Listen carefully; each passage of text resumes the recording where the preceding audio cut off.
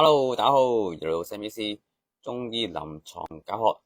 Hello，大家好，今日係2025年3月15日。咁咧就今日咧同大家講一個 topic，就係有啲咩人咧就其實都好想早啲收經嘅吓，因為好多女士都會想keep 住自己唔想咁早衰退啦，咁所以就會希望有時睇中醫經期有啲症狀啦，咁希望能夠想延遲嗰個更年期，希望遲啲先收經啊，因為經期早收經咧有啲唔同嘅唔好處啦，譬如可能嗰個雌激素下降咗，所以令到身體會容易啲衰退，譬如膽固醇會上升嗰個 Hello Sam Pan，Hello 大家好下，或者覺得骨質疏鬆啊，呢啲都會導致即係早衰嘅情況。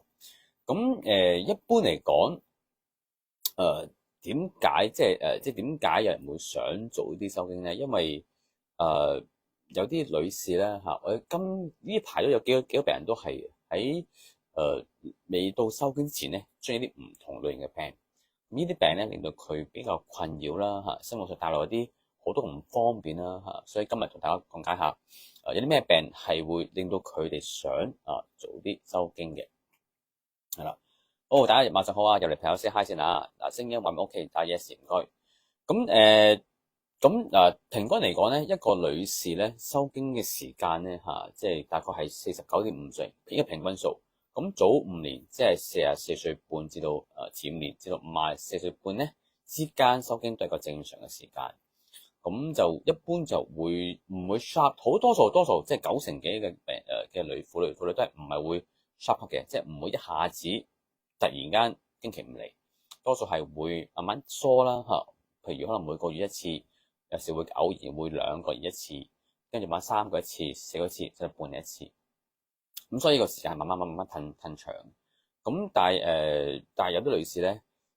我上年遇到案例咧，有個女士係點樣咧？佢係即係好想早收經，就算佢已經去到成53歲啦，都叫做已經臨近收經，都仲未收經，經期都係按住每個月。有時候24日、25日，有時22、23日都有嘅。咁其實好想收經，點解咧？Hello，因為佢有一個婦科病係咩事咧？原來佢喺9年前開始啦就有一個子宮肌瘤子宮肌瘤。咁子宮肌瘤咧就喺呢9年裏邊咧慢慢大，咁佢好唔想做手術，係啦，咁慢慢大啦。咁9年前開始3cm。每年都大少少，每年大少少，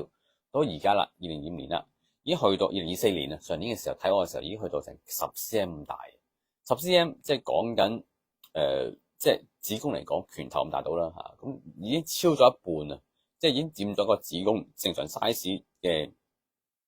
2/3係啦，所以一個比較大嘅都唔止添啊。子宮嗰個長度大概7至8cm。20cm 咧，已經成個子宮嘅 double， 即係已經大咗1倍咁滯。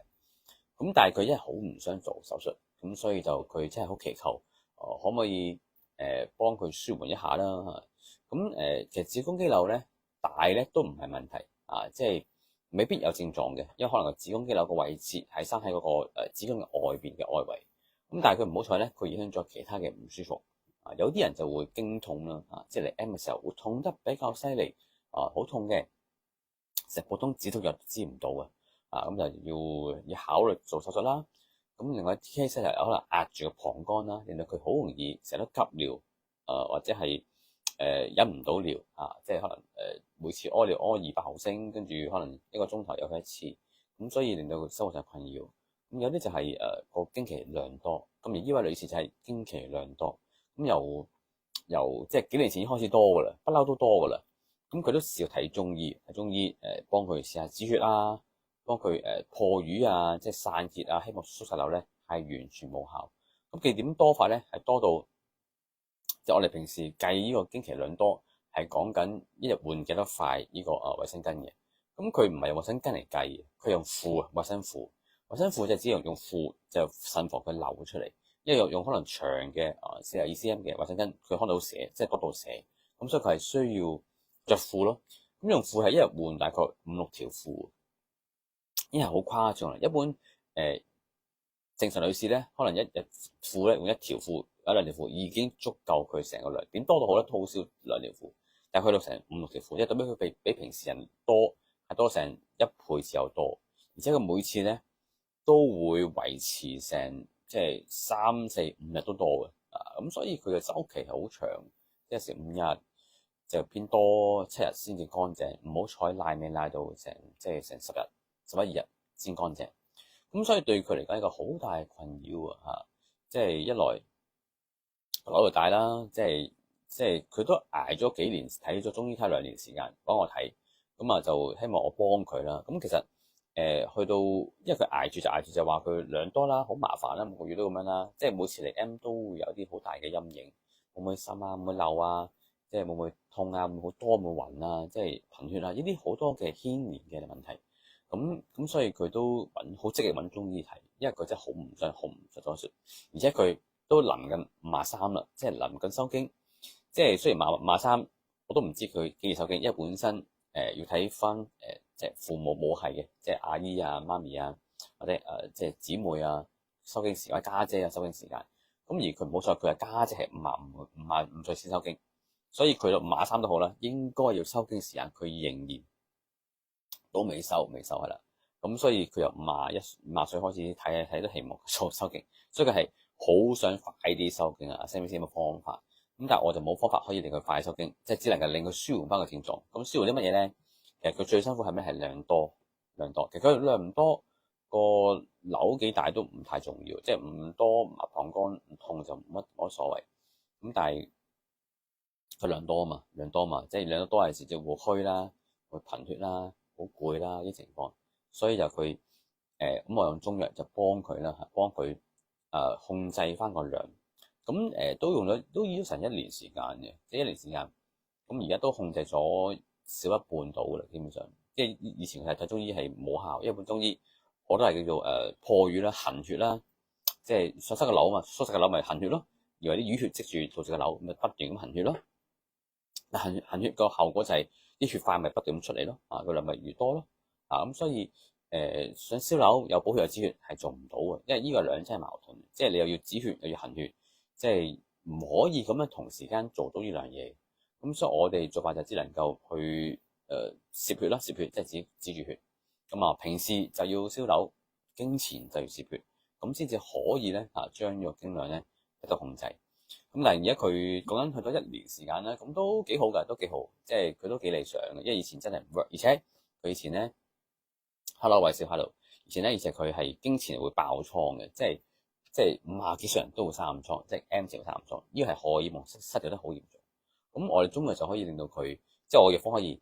又要攝血啦，又要控制瘤啦，又要消暗瘡，即係可以同時間即係做幾樣嘢。咁所以個難度係幾大嘅，即係你可唔可以補得嚟又唔燥？係啦，活血得嚟又唔可以太量多，消耗得嚟又唔可以增加經量，咁希望咁樣做到先至有效，即係一定要同時間唔同階段處理唔同嘢先至可以。所以我都祈求佢快啲識收經收經。咁至於你話即係有乜方法可以收經，其實調翻轉咁諗啦，有啲案例咧即係譬如即係補血或者補腎，希望延緩經期收經嘅時間。因為有女士唔想早收經，或者佢覺得更年期現狀好辛苦有潮熱又出汗，佢唔想咁早收經，可唔可以遲啲啊？係啦，咁有大部分女士都想嘅，咁我都會用中藥幫佢滋陰啦、補腎啦，即係唔係幫佢延遲，而只不過將佢個狀態提升到最好達到佢應有天年嘅一個收經時間，所以就會幫佢滋陰啦、幫佢補腎啦之類，咁就可以將個經期咧就可以令佢舒服啲，都係可以令個經期 keep 住咁嚟，直到佢自然收經為止。咁調翻轉嚟講，會唔會唔補血之後咁就可以即係令個腎氣冇咁強盛啊？係啦，咁其實都理論上有嘅即係有啲人可以令到佢個腎氣冇咁旺盛譬如我哋補腎可以用一啲即係滋陰啦，叫做補腎啦，補火啦補腎火啦嘅方法，譬如有啲用呢個附子山地嗰啲都係我哋補腎嘅。咁其實調翻轉嚟講咧，有啲係可以泄翻個腎氣嘅，即係我哋叫清虛火。一般枳柏同埋枳木黃柏同枳木咧，都係可以泄份腎氣。咁所以因為我哋係會用一啲枳柏黃柏同枳木咧，幫佢泄腎氣，即係一方面可以清佢啲熱，減佢嘅經量，或者可以減少一啲即係上火嘅情況。所以暗瘡就用黃柏幫佢知道，同時可以泄佢嘅腎火，希望佢能夠腎氣唔好旺盛。腎氣唔旺盛咧，就令到佢可以幫佢減輕嗰個腎氣嗰個旺盛而導致經量多嘅問題。呢個第一個案例。咁第二個案例就係今日有個案例好令我都好困惑嘅，係一個即係40幾歲嘅女士啦。咁佢都有個朱古力瘤朱古力瘤，即係一個即係大概上年啦有個瘤，唔係2023年，即係大概年半前有個瘤，又朱古力瘤大概係700 cm 嘅，都偏大。咁做完手術之後咧，就覺得醫生覺得復發率好高因為覺得佢因為個瘤好大啦，做啲微創，因為微創係有機會搞爛個朱古力瘤嘅時候咧，會將啲啲叫做啲碎片啦咁就會剝落喺個腹腔裏邊。因為大家都知道朱古力瘤咧本身係一個有啲活性細胞喺個子宮內膜移位到個腹腔裏邊，咁所以佢係會受到雌激素影響咧，令到佢會每個月咧都會長大。咁所以唔處理佢咧係咁樣長大。咁所以西醫就為慎防佢即係希望啲碎片能夠都壓抑唔能夠長大咧，咁就希望食一啲叫做避孕藥啦Hello， 初先咩？咁俾啲避孕藥佢啦，避孕藥佢令佢可以經期唔嚟，壓抑個雌激素，令嗰啲瘤咧就唔翻發。咁呢個係一個好好嘅期望，希望佢能夠因為佢都40幾近收經啦，希望食1-2年時間食啲避孕藥，咁等佢自收經咯，咁瘤咪冇事咯。OK， 咁但係點不知咧，佢近呢1年咧喺就乳腺裏邊咧就發咗個瘤一個比較罕見嘅瘤啦一個叫做即係假血管性嘅一個乳腺增生，係一個良性瘤嚟嘅。咁但係長得好快下，即係2-3個月佢長到1點幾 cm。咁而個瘤本身係一個比較唔常見嘅瘤嚟嘅，雖然良性，但係佢長得比較快。咁所以佢好困惑，即係佢點解咁瘤咧？因為本身佢食住呢隻藥咧，原來其中副作用咧係可以導致啲乳腺嘅一啲增生出現嘅。咁就好吻合啊！即係懷疑會唔會呢隻藥食咗年幾啦，導致乳腺有啲問題。OK， 咁但係問題就嚟啦。咁如果你唔食呢隻藥咧，咁我驚個朱古力瘤會翻發，因為本身翻發率好高，而且佢瘤長得好大。如果佢朱古力瘤翻發2年之內又未收經之前，又去翻到5-6 cm 嘅時候，咁瘤咪就要做再做手術咯。咁但係如果佢唔食呢隻荷爾蒙藥嘅話，就朱古力瘤啦。如果食嘅話咧，又驚個乳腺增生咧就開始惡化喎。咁所以佢係算一個兩難嘅問題。究竟即係點樣算好？即係我都諗咗好耐，即係點樣處理？究竟係叫 keep 住食呢個荷爾蒙藥定係唔食好咧？係嘛？即係好似冇一個方案可以兼顧到兩邊因為始終如果個乳腺增生係不斷惡化去到2-3 cm、4 cm，咁你唔可以唔處理，一定要處理嘅。咁即係要做手術啦。咁但係如果朱古力瘤又唔理佢唔食藥，咁令到佢慢慢變大1 cm、2 cm 翻發嘅話，咁你可能2年後都要做手術嘅喎。咁所以即係我都同佢講句，哇！真係咁樣，不如早啲收經算啦，係啦，係嘛？即係早收經，個雌激素唔會長大，即係唔會咁多，又唔會刺激個朱古力瘤復發，咁一最理想階段。即係俾佢好困擾，真係好困擾。即係有冇方法可以幫到佢令佢改善係啦。所以佢揾我係就係想尋求乜中醫嘅方法，可以譬如即係控制即係調經之餘啦，等個朱古力瘤唔復發，或者係控制埋個乳腺嘅係啦。咁所以但我都唔 guarantee 一始終中藥嘅效力咧，有啲藥咧係唔能夠好似西藥咁樣咧咁專一嘅。即係例如中藥可唔可以避孕咧？冇噶嘛，中藥唔可以避孕噶嘛，係咪先？即係中醫只能夠計翻佢嘅排卵期去一啲叫做安全期避開佢，咁先有病噶嘛。即係用自然避方法，就唔可以用藥令到個荷爾蒙變化噶嘛中藥唔可以。咁所以中藥淡白度呢種情況我都唔肯定，即係只能夠按翻佢體質去判斷翻，點解你會容易有朱古力瘤啦？係啦，即係咩原因啦？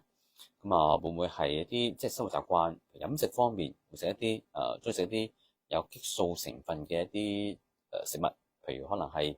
牛奶、香腸、薯鴿、燕窩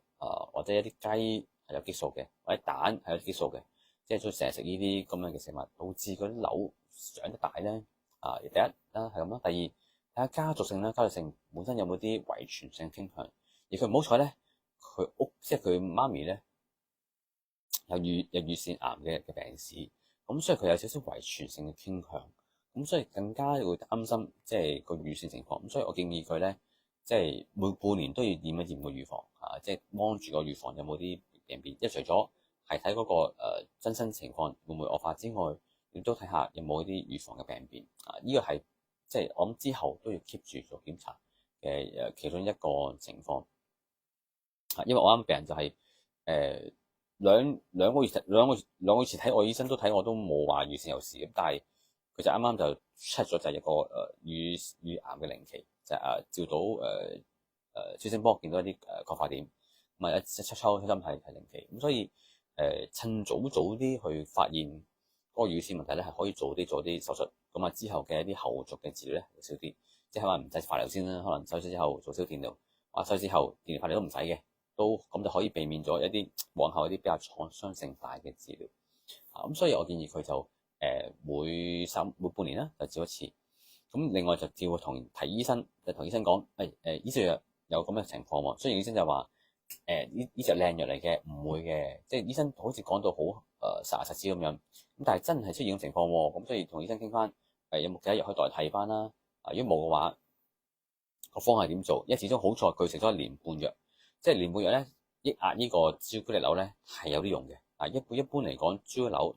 做完之後食1年嘅藥咧，希望嗰個壓抑啲細胞，令細胞冇營養之後可以慢慢枯死，枯死就冇事噶啦。希望佢唔翻發，所以佢嘅情況就可以搏一搏，即係可唔可以年半之後試下停藥睇下即係勤力啲摸下嗰個乳腺，摸下個子宮有冇事，咁就用中藥可唔可以幫佢調翻嗰個身體？咁即係除咗飲食之外，仲有啲情緒方面啦，會唔會情緒令到佢本身啲激素唔好啦？咁最尾發現咧，原來發現佢係睡眠不足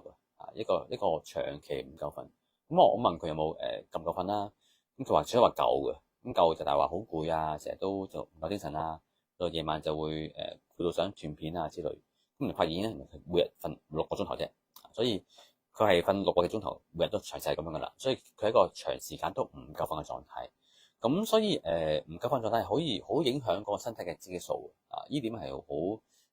必須留意。所以佢如果想佢啲瘤唔增長咁快咧，一定要早瞓即係盡量要瞓7個鐘以上越多越好，即係七個半8個鐘最好。咁所以佢嘅治療方案就係要幫佢要即係降火啦另外要消精啦、散結啦、行氣啦，即係要將個瘤嗰個活躍程度要減低，咁先可以。咁你話有冇中藥可以即係減輕個即係月經個量係可以嘅？因為譬如我成日用嘅一方就叫做過中湯啦，就可以因為中醫嚟講，人嘅經血咧係因為我哋精水個精明我哋嘅精轉化做血嘅。咁如果我哋有啲攝精藥咧，即係等精收斂嘅咧，就可以減少轉化咗血嘅所以就我哋方法就可以將佢減慢嗰個血嘅生成血嘅造化，即係譬如外脂血唔單止係從嗰個即係嗰個叫做下流嗰度，即係上流下流，即係上緣下緣止嘅，即係我喺血未做之前已經減少個量啦。我哋喺上緣嗰度就好似一個條河流咁樣啦，河流咁樣好多河水咁樣會導致氾濫。咁我除咗喺下邊築堤壩之外，減少啲水氾濫之外咧，我喺源頭嗰度要閘住啲水喺源頭度減少啲水，咁就將佢分流到第二個地方，就喺源頭減少嗰個河流咧，咁下游自然少啦。咁所以我中藥嚟講，除咗喺即係攝血之餘咧，係要攝精嘅，要將個精氣咧要收斂收藏。咁而佢瞓覺就係收藏嘅時間，咁所以一定要配合嘅，因為唔長期唔夠瞓咧，佢嗰個精血係唔能夠即係散得太多收斂唔到咧，而血都係收藏唔到，所以連呢個即係化血情況咧都會一樣嘅。所以佢如果唔夠瞓咧，氣就會虛就不能攝血，量就會多，所以個瘤方面啦，經兩方面同個瘤咧係同步會發生嘅，所以好多月經有譬如婦科有瘤嘅女士咧，我諗一半以上嘅月經量，如果係瘤即係有瘤嘅咧，一半以上都係個量係多嘅。或者調翻轉嚟講，量多嘅話咧，一半人咧都會有即係伴呢個瘤嘅。咁所以喺中醫嚟講，喺調呢個即係經即係醫瘤同時咧，係需要咧控制埋個量，咁先至可以咧從根本嗰度去減少嗰個一啲精血轉化成一啲瘤嘅一種情況。咁所以啱啱講個 case 啦，就醒咗啦，即係經量比較多啦，而可以咁減少啦。咁而另一個 case 咧，都同時間差唔多時間喺呢個時候去幫我睇嘅，都係睇經期量多問題。咁佢亦都係啦，都有個瘤喺身體裏邊。咁佢難搞之處咧，佢並唔係唔想做手術，而係佢曾經有過手術做過。咁做完之後咧，做個成10cm 嘅瘤，咁係開刀。咁所以變相咗咧，啲腸咧係可以出現黏連啊，因為開得大刀咧，切個瘤咧，咁會導致一啲腸繫膜啊，或者啲腹膜出現黏連。咁佢唔想再做，因為醫生同佢講希望唔好再做啦，因為始終驚啲腹膜有啲黏連嘅出現。咁呢黏連有咩唔好處咧？就係啲腸同腸咧之間會黏住啊，咁會長期出現肚痛情況嘅，即係因為明白咧，腸不能蠕動咧，即係腸係不能喐下嘅，即係咁樣喐下嘅。咁之間咧係有啲潤滑劑咧，令到啲腸唔會黏住嘅，所以磨嘅時候咧係唔會磨損啊，唔會出現一啲黏實嘅情況。咁但係如果出現一啲炎症咧，譬如手術之後咧炎症咧，嗰啲黏係會啲腸係有黏症，黏係會黏住咗嘅，即係腸黏住咗。咁所以喐嘅時候咧係會出現一啲腸蠕動嘅阻礙啦，會肚痛啊、便秘啊之類。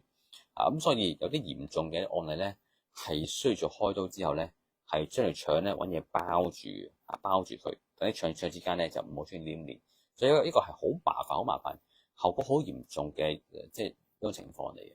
咁所以呢位女士就因為以前做過手術，同時間嘅瘤開始又有瘤啦，咁所以佢都好驚手術啦。所以係而且比起原本個更驚，因為原本個咧都話過未做過啊。第一個係做過，所以係有後遺症添，所以佢好唔想做。咁另外難度咩？難度個經量比較都係咁多，即係冇啱啱個女士咁多，但係佢唔多得，即係冇咁多啦，但係都好多，但係會令到佢真係貧血，即係最初睇面色咧，即係哇，我諗去到7度嘅啫，即係面色係一望已經知道，因白紙咁啊，已經知道佢係一個貧血貌嘅情況。咁佢一開口我都估到係一個婦科問題，因為白紙面白如紙咧，得幾個病啫。一個就係本身可能試過大出血啦，即係做手術之後大出血，咪生 BB 大出血，或者本身試過屙血即係有啲黑便嘅即係胃潰瘍、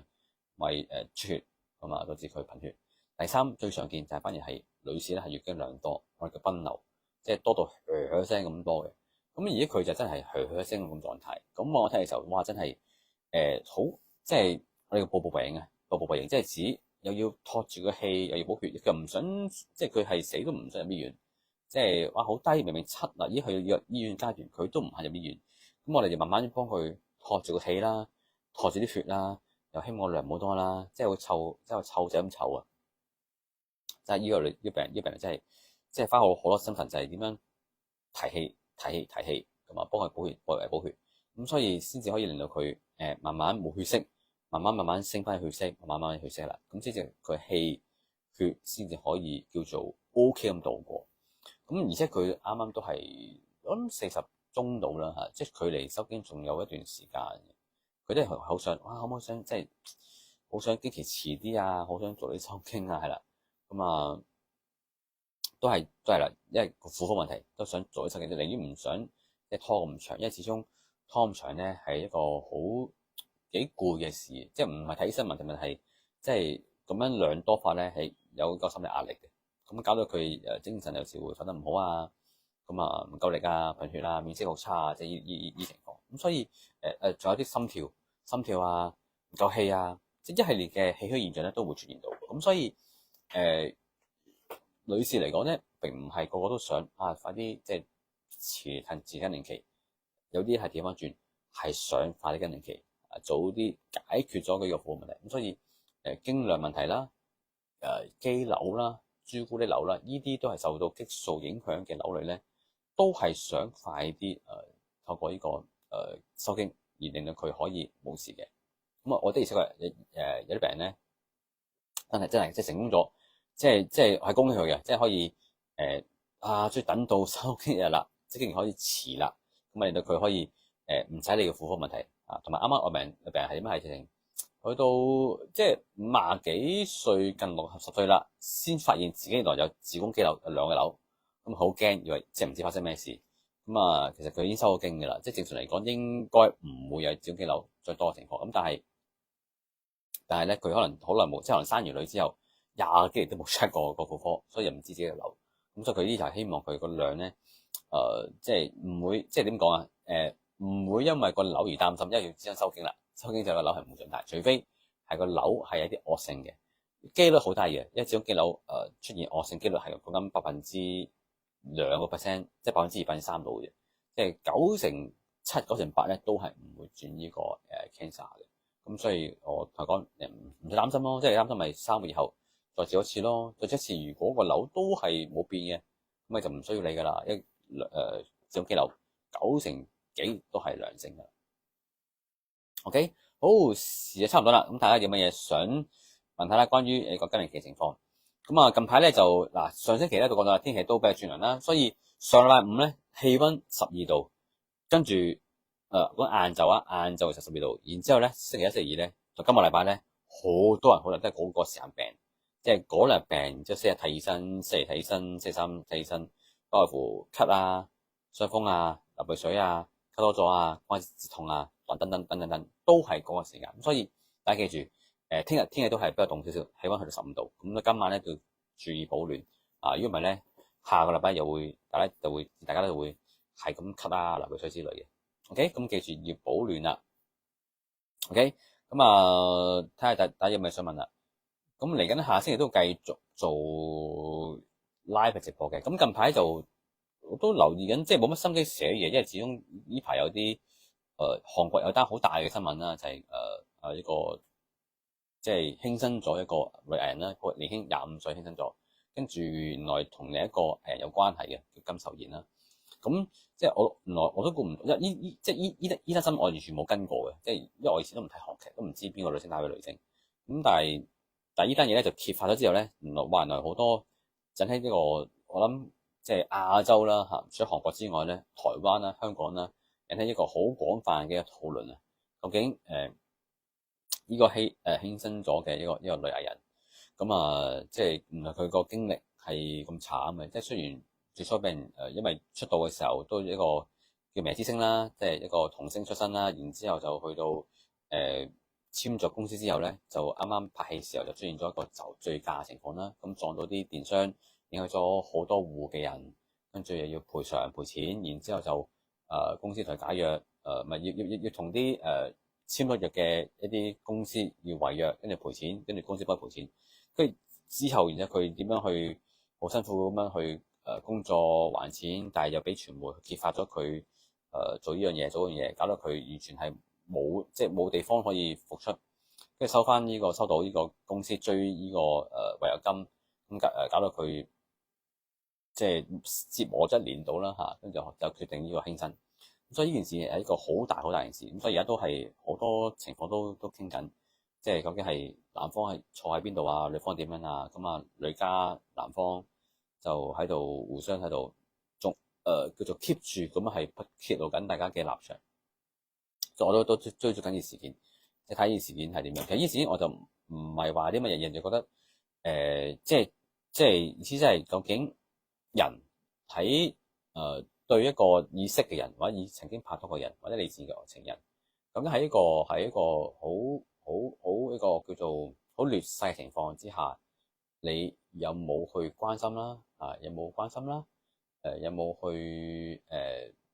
即係關顧啦？係啦，照料啦，問候啦，即係呢啲係睇個人嘅人格人品咯。咁所以我係想知道究竟即係呢個人喺呢個即係咁呢個慘劇之中裏邊，究竟點樣可以預防呢？係啦，即係如果有同類型發生嘅時候，作為朋友或者作為一個家屬，點樣去安慰當事人咧？即係呢個係一個人生要學嘅課題嚟嘅。咁所以我都留意緊呢件事態發展，即係男方錯一定錯噶啦。咁但係只不過係究竟佢之後有冇點樣去收科？因為我相信佢嘅